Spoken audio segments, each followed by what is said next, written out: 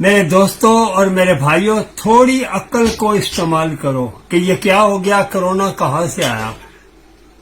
8 مہینے سے کشمیری اپنے گھروں میں نظر بند ہیں، لاک ہے، کرفیو ہے، اور جو کچھ کشمیر میں ظلم ہو رہا ہے اس ظلم کے اوپر سعودیہ نام لے کر کہوں گا، میں سعودیہ کے باپ کا نہیں کھاتا ہوں، مزدوری کر کے کھاتا ہوں۔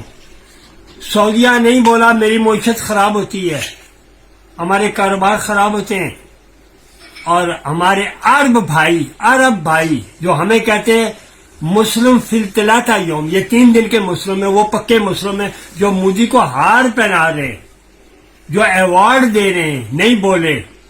امریکہ، برطانیہ اور یورپ جو انسانیت کے علم اٹھائے ہوئے پھرتے ہیں، جو انسانیت کے علم اٹھائے، کوئی نہیں بولا۔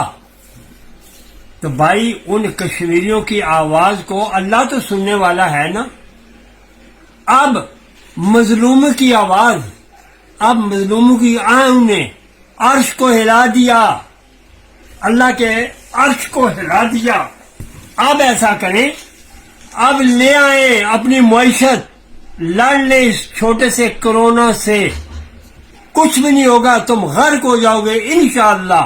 اور کشمیری پھر زندہ باد، فلسطینی پھر زندہ باد۔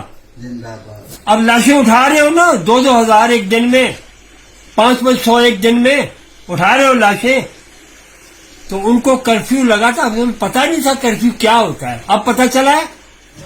میرے رب نے پوری دنیا پر کرفیو لگا دیا، نکلو نا باہر، پتر لگے ہو، باہر نکلو، پتہ لگے ذرا کرفیو کس نے کر دے۔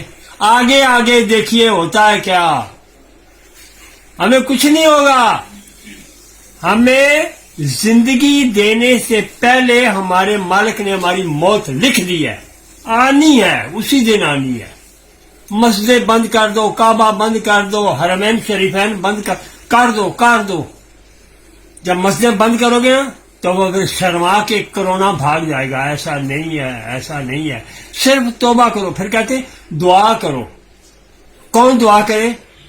وہ دعا کرو جس کے اندر رزق حلال ہے، اس کی آواز عرش برین تک جائے گی۔ سارا دن شراب بیچتے ہیں، کھاتے حرام میں، رشوتیں کھاتے ہیں، اور کہتے ہیں دعا کرو اللہ اس مصیبت کو ٹالے۔ یار مصیبت تو تم خود ہو، اللہ پاک ہی ہم پر رحم فرمائے اپنے فضل و کرم سے۔